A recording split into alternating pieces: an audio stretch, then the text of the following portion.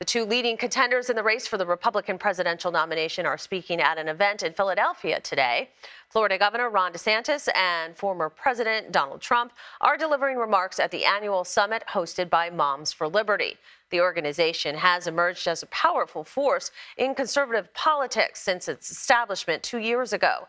Former governors Nikki Haley and Asa Hutchinson, as well as entrepreneur Vivek Ramaswamy, are also scheduled to speak at the event. Let's bring in CBS News Chief Election and Campaign Correspondent Robert Costa. Robert, why is this summit such a hotspot for Republicans who are seeking the president, the run for the White House? It's good to be with you. This gathering today, hosted by Moms for Liberty, is really indicative of where the Republican presidential race is right now. Following Virginia Governor Glenn Youngkin's victory in the 2021 gubernatorial election in that state, so many Republicans believe that a path to victory for them in 2022 and 2024 would be seizing on the cultural issues that have particularly consumed the educational front in this country, about what's on the curriculum in certain public schools, the level of parental involvement in deciding that curriculum. This group, Moms for Liberty, has been highly controversial. Liberals and Democrats believe that by having all this parental input, it is affecting the ability of educators to have free speech and to not get into some of these issues in the classroom. The Southern Poverty Law Center has declared Moms for Liberty an extremist group, but Republicans have largely embraced it. And a group that hasn't been around for so long now counts about 100,000 members in 44 states. Critics gathered to protest the summit yesterday. They're expected to continue those demonstrations throughout the weekend.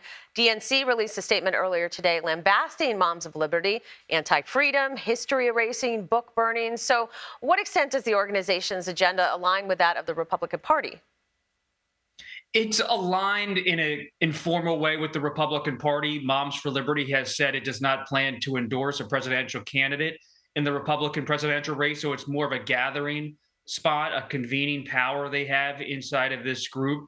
And this is about Republicans wanting to win over these parents who believe they are aggrieved and frustrated with the way public school education has been handled in this country. And there's a vein and a trail you can trace from the battle over homeschooling, for example, and private schools and vouchers in recent decades to what's happening today with these curriculum showdowns in different jurisdictions across the country.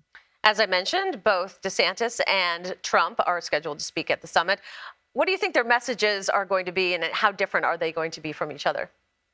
Well, for DeSantis, this is right up his alley politically. He made his mark in Florida by challenging what he believes are progressive positions, unnecessarily progressive positions being taken by some schools, administrators, and local officials. And he generated enormous national attention for how he took them on in an aggressive way.